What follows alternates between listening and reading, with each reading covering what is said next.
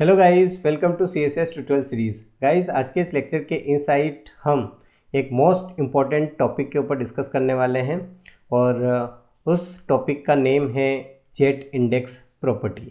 ठीक है, तो CSS के इनसाइट जो जेट इंडेक्स नेम का प्रॉपर्टी होता है उसको हम इस लेक्चर के इनसाइट विद एग्जांपल समझेंगे। तो गाइस, इस लेक्चर को आप लास्ट मिनट तक ज़रूर वॉच करें क्योंकि ये लेक्चर आपके लिए बहुत ज़्यादा यूज़फुल होने वाला है। तो आइए शुरू करते हैं।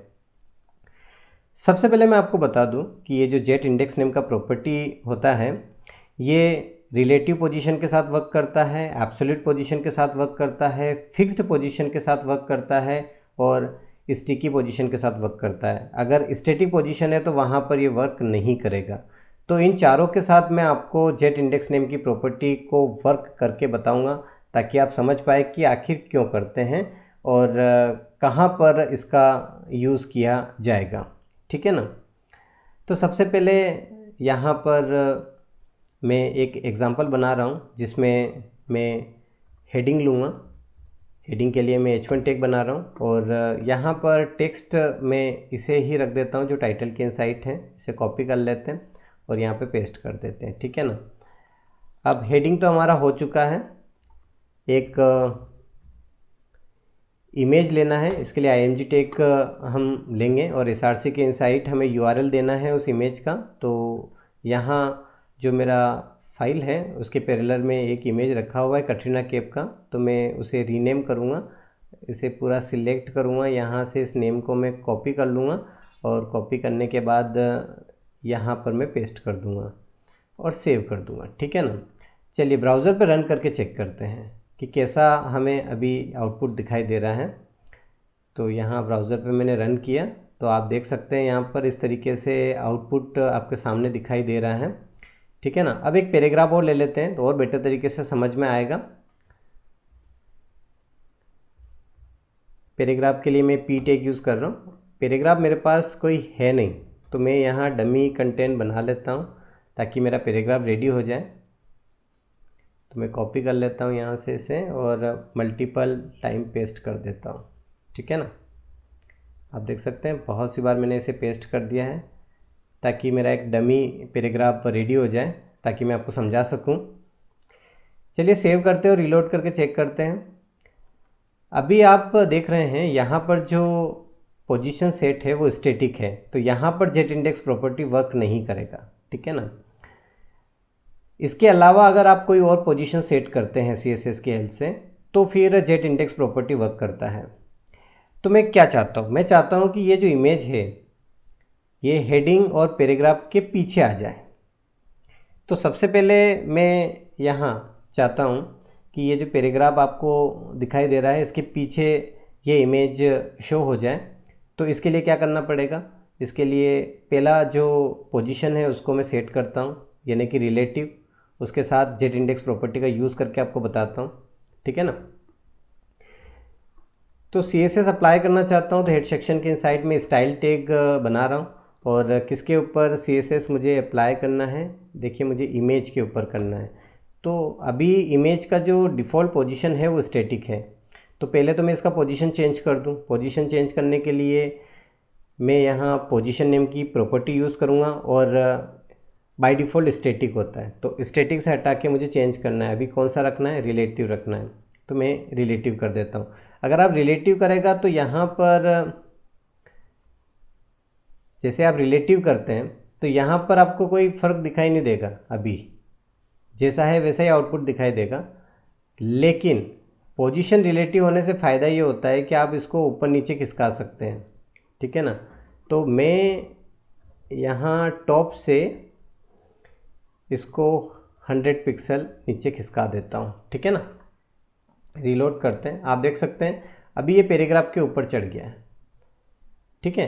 अब पैराग्राफ के ऊपर चढ़ गया, पैराग्राफ के पीछे चाहिए, पैराग्राफ के पीछे ये इमेज चाहिए, तो क्या करना पड़ेगा, जेट इंडेक्स नेम की प्रॉपर्टी का यूज़ करना पड़ेगा। अभी -1 करूँगा तो ये पीछे चला जाएगा। आप देख सकते हैं पैराग्राफ ऊपर आ चुका है, इमेज पीछे जा चुका है। आगे बढ़ते हैं, वापस से सब हटा देता हूँ,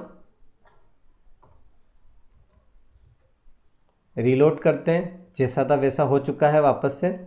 अब मैं चाहता हूँ कि एब्सोल्यूट प्रॉपर्टी का यूज़ करूँ और उसके साथ जेड इंडेक्स प्रॉपर्टी का यूज़ करके मैं आपको बताऊँ।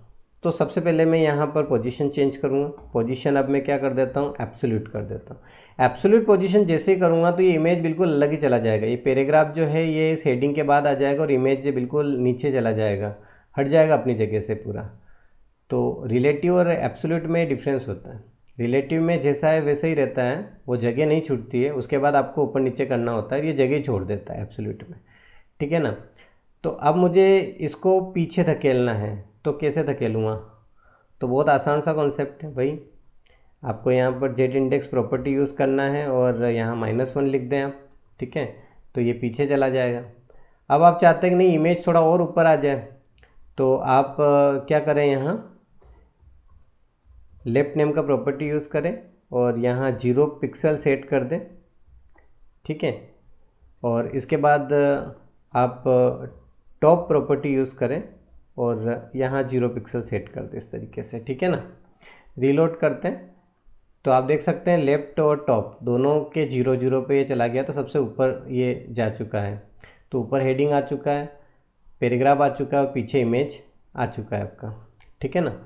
तो अब आपको समझ में आ रहा होगा जेड इंडेक्स नेम की प्रॉपर्टी का यूज़ हम कहाँ करते हैं और क्यों करते हैं। अब मैंने आपको रिलेटिव और एब्सोल्यूट के साथ इसका यूज़ करके बता दिया। अब मैं आपको इसका यूज़ फिक्स्ड नेम के जो प्रॉपर्टी उसके साथ करके बताता हूँ। तो पहले मैं इन सबको हटा देता हूँ वापस से, ताकि आपको समझ में आए। रीलोड करते हैं, एज इट इज़ हो जाएगा। ये अभी स्टैटिक पोजीशन में आ चुका है वापस, ठीक है ना। अभी हम पोजीशन कौन सा सेट करेंगे, यहाँ पर फिक्स्ड, ठीक है ना। फिक्स्ड पोजीशन सेट करेंगे। अब जैसे ही फिक्स्ड पोजीशन सेट करेंगे तो यहाँ पर भी ये अपनी जगह छोड़ देता है, जैसे कि एब्सोल्यूट में छोड़ता है। अब मुझे जेड इंडेक्स नेम का प्रॉपर्टी यूज़ करना है। क्यों करना है? क्योंकि इमेज को मैं पीछे धकेलना चाहता हूँ, ठीक है ना। तो मैंने -1 किया, आप देख सकते हैं पीछे जा चुका है। और सेम इसमें भी वैसा वैसा ही कर सकते हैं आप इसको जो टॉप है उसके 0 पिक्सल पे सेट कर दें। आप अपने अकॉर्डिंग कहीं पर भी सेट कर सकते हैं। और जो लेफ़्ट है उसमें भी आप 0 पिक्सल सेट कर दें, ताकि क्या होगा कि ये यहाँ सेट हो जाएगा, ठीक है। अब इससे फ़ायदा क्या होता है? अभी जैसे यहाँ पर ये फिक्स कर दिया ना, तो अभी ये यहीं पे फिक्स रहेगा। अभी कैसे समझ में आएगा, मैं थोड़ा सा समझा देता हूँ। इसके लिए आपको मैं इस पैराग्राफ को यहाँ से कॉपी करता हूँ और मल्टीपल टाइम पेस्ट कर देता हूँ, ताकि आपको समझ में आए। बहुत सी बार मैंने इसको पेस्ट कर दिया है। सेव करते हैं, रीलोड करते हैं। अब फिक्स करने से क्या हुआ है वो बताता हूँ। स्क्रॉल करूँगा मैं अपने नीचे इसको, तो वो इमेज वहीं पे फिक्स है, आप देख रहे हैं ना यहाँ पर। और अभी जो मैंने यहाँ पर एब्सोल्यूट किया था, तो उसमें क्या होता है मैं वो बता देता हूँ आपको। एब्सोल्यूट में फिक्स नहीं होता, ठीक है ना।